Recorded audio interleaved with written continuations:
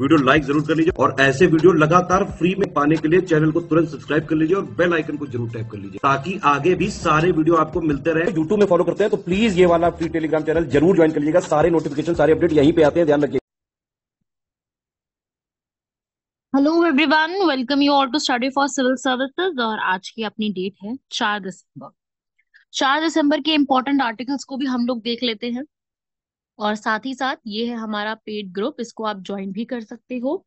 उसमें भी कोई इशू नहीं होगा और कोई भी इंफॉर्मेशन आपकी मिस नहीं होगी। एंड साथ ही साथ ये टेलीग्राम चैनल को ज्वाइन करोगे तो भी फायदा मिलेगा, क्योंकि सारा इंफॉर्मेशन जो है ना वो यहीं पे अपलोड किया जाता है। आज है हमारे 4 इंपॉर्टेंट आर्टिकल। सबसे पहला, इजराइल और हमास के वॉर पे इंडिया का क्या यहाँ पर दृष्टिकोण रहा है। All India judicial services, trucks और आईसीएमआर, जो कि बहुत ज्यादा न्यूज में रही है जब कोविड की वैक्सीन बनाई जा रही थी, उसमें कुपोषण दूर करने की क्या पहल उन्होंने उठाई है। तो सबसे पहला, अभी इंडिया का क्या एक दृष्टिकोण चल रहा है इजराइल और हमास के वॉर के ऊपर। अब जरा इसको देखो और समझो। इसराइल और हमास का वॉर ऑनगोइंग है, काफी समय से चल रहा है। यूएन ने भी काफी बातें कही।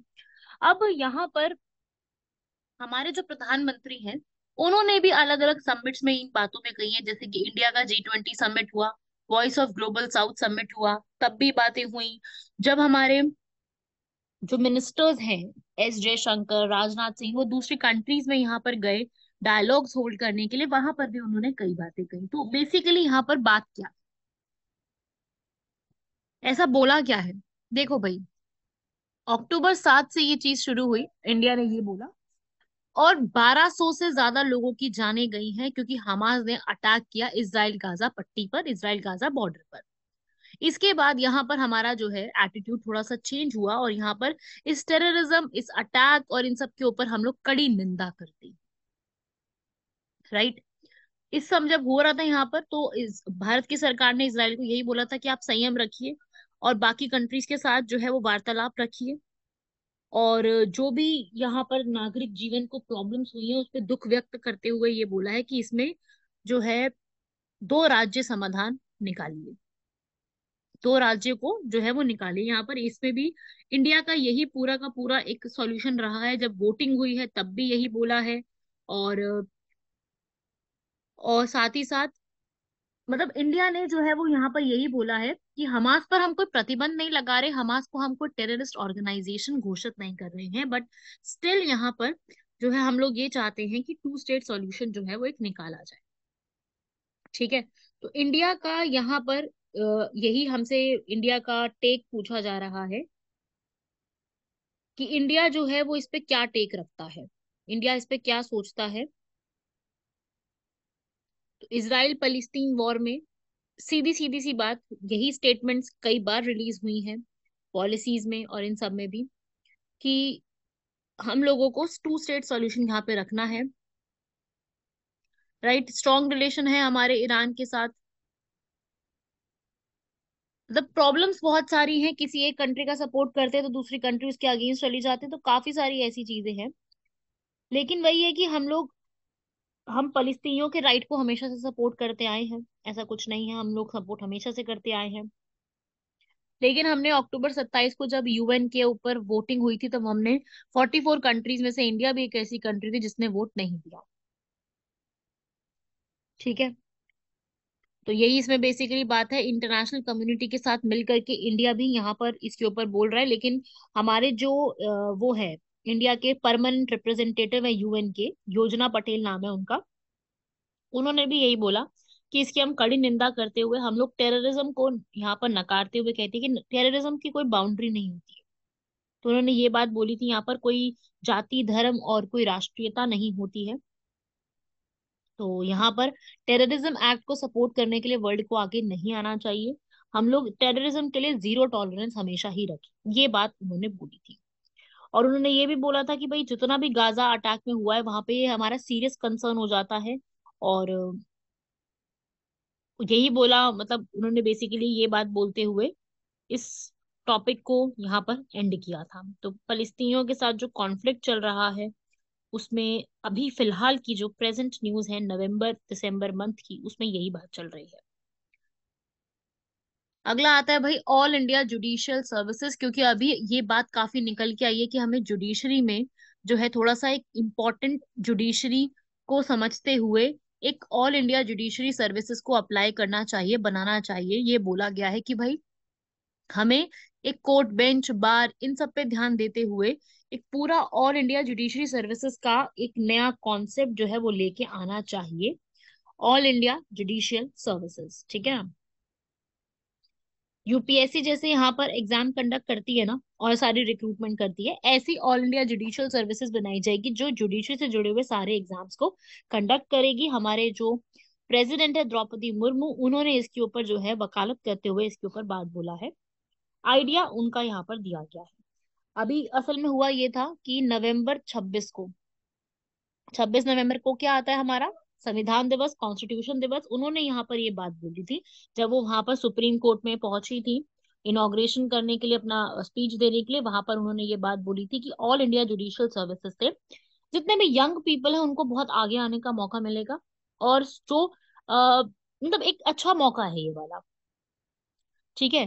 क्योंकि उन्होंने ऐसा बोला कि भाई आर्टिकल 312 में जहां पे ये लिखा है कि ऑल इंडिया सर्विसेज बनाई जानी चाहिए, ऑल इंडिया सर्विसेज के तहत आपने यूपीएससी बना दिया आर्टिकल 313 में, ठीक है। 313 से 323 यूपीएससी और एसपीएससी के बारे में लिखा हुआ है, आर्टिकल 312 में ऑल इंडिया सर्विसेज लिखा है। तो अगर ऑल इंडिया सर्विसेज लिखा है तो उसमें केवल यूपीएससी नहीं, उसमें ऑल इंडिया जुडिशियल सर्विसेज भी आनी चाहिए, ऐसा उन्होंने बोला है। इसके लिए जो रिजोल्यूशन होगा मैं आपको ये बता दूं, वो राज्यसभा पास करेगी, लोकसभा नहीं करेगी। राज्यसभा विशेष बहुमत के साथ, स्पेशल मेजोरिटी के साथ, जिसको 2/3 मेजोरिटी कहते हैं, 2/3 मेजोरिटी के साथ अगर बिल को पास कर देती है तो वो बिल पास कर दिया मान लिया जाएगा और फिर लोकसभा के पास जाएगा। तो ये वाला बिल पास करने की बात यहाँ पे निकाली गई है। जजेस की रिक्रूटमेंट की जाएगी इसी प्रकार से जैसे यूपीएससी के एग्जाम लेती है और प्रोसेस पूरा फॉलो होता है, ऐसे ही जुडिशरी भी यहाँ पर पूरा एग्जाम लेकर के रिक्रूटमेंट प्रोसेस को फॉलो करवाएगी, ठीक है। तो यही उन्होंने यहाँ पर बोला है। अब ये इससे अलग कैसे होगा मैं ये समझा देती हूँ। अभी जो चल रहा है उससे अलग क्या होगा, अभी भी तो एग्जाम्स तो होते ही हैं। लेकिन देखो आर्टिकल 233 ध्यान से समझना और 234, इन दो आर्टिकल्स में लिखा हुआ है कि हमारे डिस्ट्रिक्ट जजेस जो होते हैं वो अपॉइंट किए जाते हैं एग्जाम्स के थ्रू, बाकी सुप्रीम कोर्ट और हाई कोर्ट के तो प्रमोशन के थ्रू पहुंचते हैं। तो ये डिस्ट्रिक्ट जजेस जो है वो यहाँ पर एग्जाम कौन लेता है, इसका एसपीएससी स्टेट वाली एग्जाम लेती है और फिर अपॉइंटमेंट की जाती है। एसपीएससी सारा कुछ यहाँ पे देखती है। तो यहाँ पर ये हटा करके जो है वो एग्जाम दिया जाता है ना एसपीएससी का, पीसीएस जे, ये एग्जाम लेती है हमारी एसपीएससी स्टेट सर्विसेज। यहाँ पर ये हटा दिया जाएगा और प्रॉपरली एग्जाम जो है वो ऑल इंडिया जुडिशियल सर्विसेज के थ्रू डिस्ट्रिक्ट कोर्ट्स में एडिशनल डिस्ट्रिक्ट कोर्ट के जजेस सबको यहाँ पे अपॉइंट किया जाएगा। समझे भाई, तो ये है कॉन्सेप्ट पूरा, ठीक है भाई। तो ये एक स्टेप है, लेने की बात की जा रही है। उन्होंने बोला है कि हमें इस तरीके से वाइड पूल ऑफ टैलेंट को समझते हुए, centre centric citizen centric approach को फॉलो करते हुए, बैरियर्स को हटाते हुए, फाइनेंशियल कॉस्ट, लैंग्वेज, इन सब को हटाते हुए सबके लिए यहाँ पर जो है वो एक तरीके से जो ये पूरा जस्टिस का सिस्टम है वो अप्लाई करना चाहिए। उन्होंने बोला है प्रेसिडेंट ने कि सिस्टम को पूरा लेके आना है, रिमूव करनी है सारी की सारी जो भी हमारे अंदर अभी भी उपनिवेशवाद की चीजें हैं, जो उनके एक्ट्स बने हुए हैं आज भी जो फॉलो किए जाते हैं, उन सबको हटाते हुए हमें डीकॉलोनाइजेशन, उपनिवेशीकरण को हटाने की कोशिश करनी है। तो इंडियन कॉन्स्टिट्यूशन भी यही कहता है कि हमें जस्टिस मिलेगा, साफ साफ लिखा है प्रियम्बल में जस्टिस।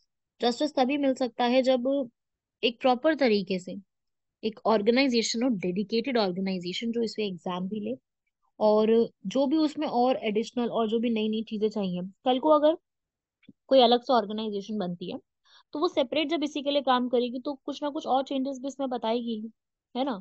तो उसी के लिए जरूरी है कि एक अलग से ऑर्गेनाइजेशन बनाई जाए और प्रियम्बल जैसा एक पूरा कहता है वो हमें मिले, सही मायनों में हम लोगों को मिल भी पाए। तो ये सुप्रीम कोर्ट का हमेशा से काम बहुत अच्छा रहा है, उसके ऊपर हमेशा से बात कही है। और अगर मैं बात करूं हमारे इंडियन कॉन्स्टिट्यूशन की, तो आप सभी लोग जानते हैं बनाने वाली हमारी संविधान सभा है जो सबसे पहली बार 9 दिसंबर 1946 को बैठी थी और कंप्लीशन किया था उन्होंने 26 नवंबर 1949 को। तो आप हिसाब लगाओगे तो इसमें 2 साल 11 महीने 18 दिन में कंप्लीट होकर के प्रेम बिहारी नारायण रायजादा द्वारा लिखा गया था। और इसका हिंदी ट्रांसलेशन भी किया गया था। हिंदी ट्रांसलेशन इसका किया गया था बाय बसंत कुमार वैद्य। बसंत कुमार वैद्य द्वारा इसका ट्रांसलेशन पूरी तरीके से हमारे सामने किया गया था। तो इस प्रकार से, और उसके बाद काफी सारी चीजें हमने गवर्नमेंट ऑफ इंडिया एक्ट 1935 के तहत यहाँ पे ली थी। प्रियम्बल पंडित जवाहरलाल नेहरू लेकर के आए थे। और कॉन्स्टिट्यूएंट असेंबली जो हमारी संविधान सभा है उसका निर्माण जो किया गया था वो कैबिनेट मिशन प्लान ऑफ 1946 के तहत किया गया था। ठीक है, तो इस तरीके से ये पूरा कॉन्सेप्ट आप लोगों को दिमाग में रखना है।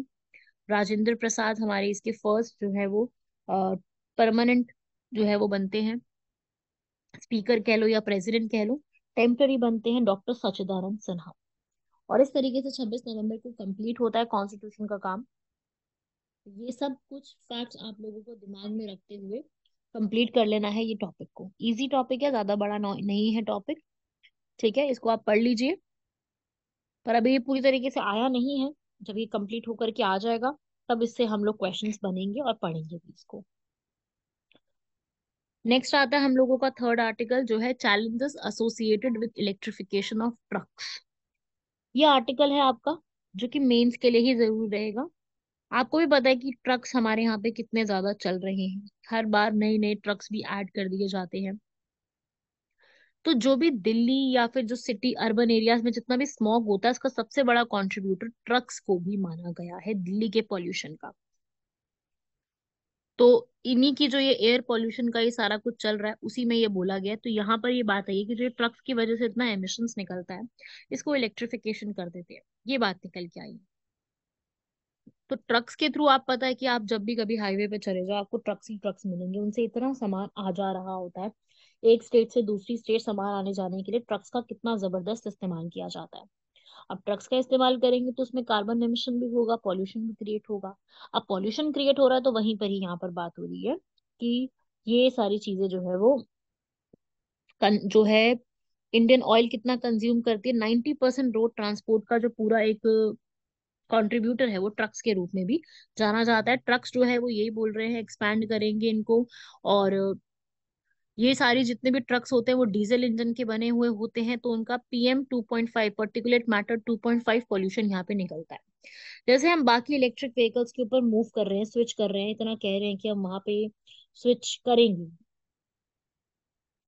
इसी तरीके से यहाँ पर जो है ये भी इस तरीके से इलेक्ट्रिफिकेशन करना चाहिए ऐसा बोला गया है। ठीक है, इलेक्ट्रिफिकेशन से ये चीजें जो है वो इम्प्रूव हो जाएंगी। बस को यहाँ पर इलेक्ट्रीफाई कर रहे हैं, है ना। बसेस भी इलेक्ट्रिक बस आ चुकी हैं। और हमें डीजल ट्रक्स के ऊपर ध्यान देने की मतलब इस तरीके से बात हो रही है। तो वही चीजें यहाँ पर इंडियन गवर्नमेंट जो है भी डीजल ट्रक्स पे ध्यान नहीं दे रही है। और ऐसा बोला गया है कि हम 2030 तक आते आते करीब 7,500 ई ट्रक्स को लेकर के आ जाएंगे जिससे हर साल हमारे मतलब पूरा मिला करके 800 बिलियन लीटर ऑफ डीजल भी यहाँ पर बचेगा। ठीक है ना, क्योंकि 2050 तक आते आते करीब हमारे पास 1.5 करोड़ ट्रक तो हो ही चुके होंगे। तो इलेक्ट्रिफिकेशन अगर कर भी देते हैं तो उसमें क्या प्रॉब्लम होगी। ठीक है, हम लोगों ने करा है इलेक्ट्रिफिकेशन, 3 व्हीलर का भी करा, ऑटो भी आ चुके हैं हमारे। ठीक है, अब यहाँ पर जो क्या है ना कि इलेक्ट्रिक ट्रक जो होगा ना, अभी जो डीजल ट्रक है उसकी कॉस्ट आती है 40 लाख रुपए। तो वो लोगों के लिए अफोर्डेबल भी हो जाता है। लेकिन अगर कोई एक इलेक्ट्रिक ट्रक लेके आएंगे बहुत महंगा पड़ेगा और उसकी कॉस्ट 1.5 करोड़ होगी। और ये हर कोई यहाँ पर अफोर्ड नहीं कर सकता।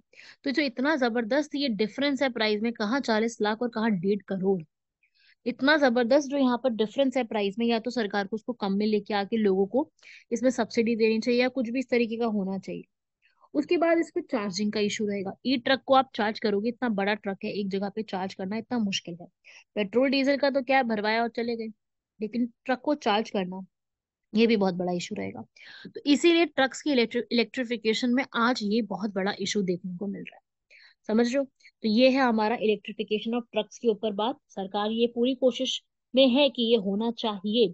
पर अगर ट्रक्स को भी इलेक्ट्रीफाई कर दिया तो यहाँ पर हम कैसे उसको पूरी तरीके से मतलब कहाँ चार्जिंग करेंगे? अब आप इसका चार्जिंग कैसे करोगे इतने बड़े एरिया का? और बसेस भी हैं हमारे पास, है ना। अब तो उस चक्कर में ट्रक्स के ऊपर बहुत बड़ा इशू आ गया। कॉस्ट सबसे बड़ा इशू है, इकोनॉमिकली बेनिफिशियल तो ये है ही नहीं।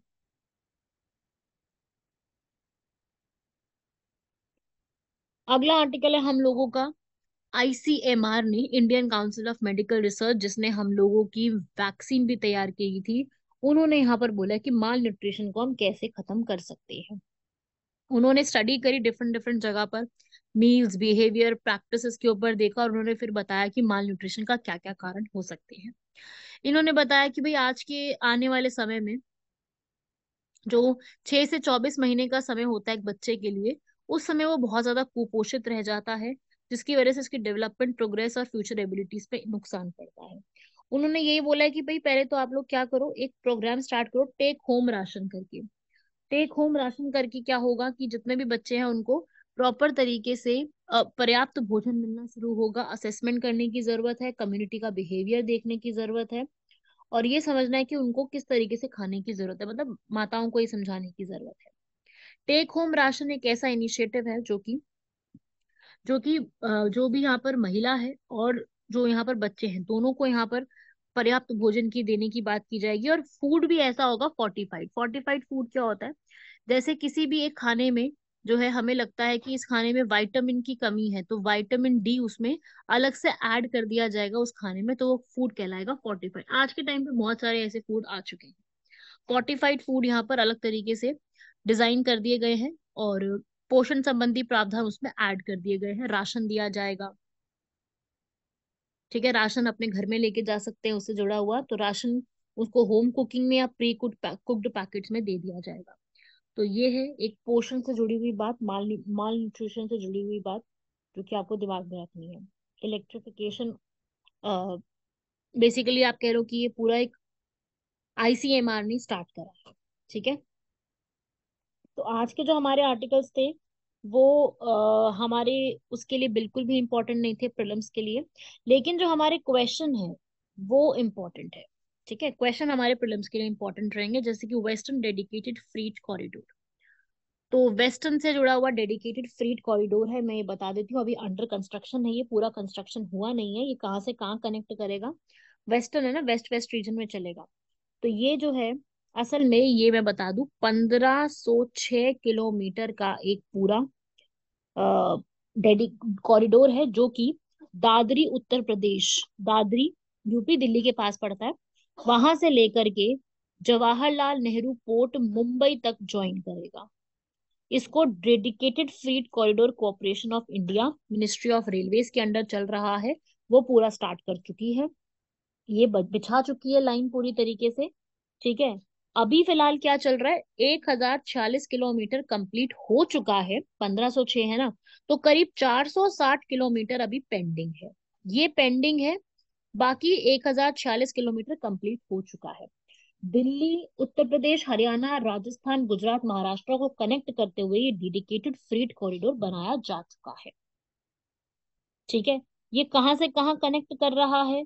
ये दादरी से शुरू होते हुए तुगलकाबाद, रेवाड़ी, नरनौल, हरियाणा, राजस्थान, राजस्थान से होते हुए जयपुर, जयपुर से होते हुए अजमेर, और करते करते पूरे जवाहरलाल नेहरू पोर्ट तक जाने वाला है, ठीक है। इसमें फटाफट से सामान पहुंचाना, फर्टिलाइजर, फूड ग्रेन, सॉल्ट, कोयला, आयरन, स्टील, सीमेंट, इन सब का इस्तेमाल करके फटाफट सामान पहुंचाने की कोशिश की जाए, ठीक है। तो इसे हम क्या कहते हैं, ये पूरा। इसी के साथ में ये जो पूरा है डेडिकेटेड वेस्टर्न फ्रीट कॉरिडोर, इसमें जो है यही दिल्ली से मुंबई जाने वाला एक्सप्रेस वे भी इसी में ही आता है। ये दिल्ली से मुंबई तक का एक्सप्रेस वे है, जो कि 8 लेन लंबा बना हुआ है। इसको आगे चल के और भी बढ़ाया जाएगा, बन चुका है वैसे ये। दिल्ली से लेकर ये कनेक्ट करता है आगे चल के पूरा, ठीक है। तो ये भी एक बनाया जा चुका है। तो आपने स्टेटमेंट समझी, आप लोगों ने सुना जरूर होगा इसके बारे में, काफी न्यूज में रहा था ये, ठीक है भाई। रीड कर सकते हो आप इंफॉर्मेशन, वो मैंने बता ही दिया सारा कुछ। अगला है भाई, हम लोगों ने जो थाईलैंड को एक्सपोर्ट किया है 2023 में, उसके ऊपर क्वेश्चन जो है वो थाईलैंड के एक्सपोर्ट के ऊपर है। थाईलैंड एक्सपोर्ट 2023 में किस किस प्रकार से किया गया है। ठीक है, डिक्रीज हुई है पहले के मुकाबले, ये पूरा जो है वो डिक्रीज हुआ है। पढ़ सकते हैं आप इंफॉर्मेशन को। थाईलैंड का कस्टम बेस तो इंक्रीज हो गया है, लेकिन एक्सपोर्ट जो है वो शॉर्ट ऑफ एक्सपेक्टेशंस रहा है, पहले के मुकाबले थोड़ा सा देखने को मिला कि उतना ज्यादा नहीं रहा। मतलब फोरकास्ट जितना था उसको मीट नहीं कर पाया। हाँ, पहले से ज्यादा हो गया पिछले साल से, पर जो अनुमान था उससे कम हो गया, मिस कर दिया फोरकास्ट को। समझे बात को। तो ये हमारी मिनिस्ट्री ऑफ जो कॉमर्स मिनिस्ट्री है, उन्होंने यहाँ पर पूरा इसके बारे में बताया है, तो ये आप इंफॉर्मेशन रीड कर सकते हो। स्मॉल ग्रोथ भी यहाँ पे बोली गई थी। आज का मेंस का क्वेश्चन वही वेस्टर्न डेडिकेटेड फ्रीट कॉरिडोर के ऊपर है कि किस तरीके से इंडिया की इकोनॉमिक ग्रोथ में ये हेल्प करेगा। काफी अच्छा क्वेश्चन बनाया है ये वाला मैंने। आप लोगों ने क्या करना है, आप लोगों को मैंने बताया वेस्टर्न डेडिकेटेड फ्रीट कॉरिडोर क्या होता है, बताया ना। तो आपने क्या करना है, इस फ्रीट कॉरिडोर के बारे में इंफॉर्मेशन लेनी है, जो मैंने बता दिया, जो मैंने आपको ऑलरेडी बता दिया है, उसी के बारे में आपको थोड़ा सा और पढ़ना है। आपको जो मैंने इन्फॉर्मेशन दी कि इतना किलोमीटर है, इतना है, ऐसे है, यहाँ से यहाँ कनेक्ट कर रहा है, वो सब तो आपको मैंने बता ही दिया। आपको वो इन्फॉर्मेशन बतानी है। फिर दूसरा आपको ये बताना है कि किस तरीके से ये हेल्प कर रहा है। जब भी किसी देश का रोड ट्रांसपोर्ट अगर बेटर होता है, एक्सपैंड होता है, तो उसको किस तरीके से इम्पैक्ट पड़ता है बाकी हमारी इकोनॉमिक ग्रोथ में, वो आपको बताना है कि इसकी इकोनॉमिक ग्रोथ पे क्या हमारा इम्पैक्ट पड़ेगा और क्या इसका बेनिफिशियल होगा, क्या इसके फायदे रहेंगे। ये सब आपको एक्सप्लेन करते हुए अपने नोट्स में लिखना है, बहुत बहुत बहुत इंपॉर्टेंट है। तो इसको कंप्लीट कीजिएगा, लिखिए इसको। और बाकी मिलते हैं आप सभी लोगों से अगले लेक्चर में। तब तक के लिए धन्यवाद, शुक्रिया, जय हिंद, और ऐसे ही पढ़ाई अपनी करते रहिए।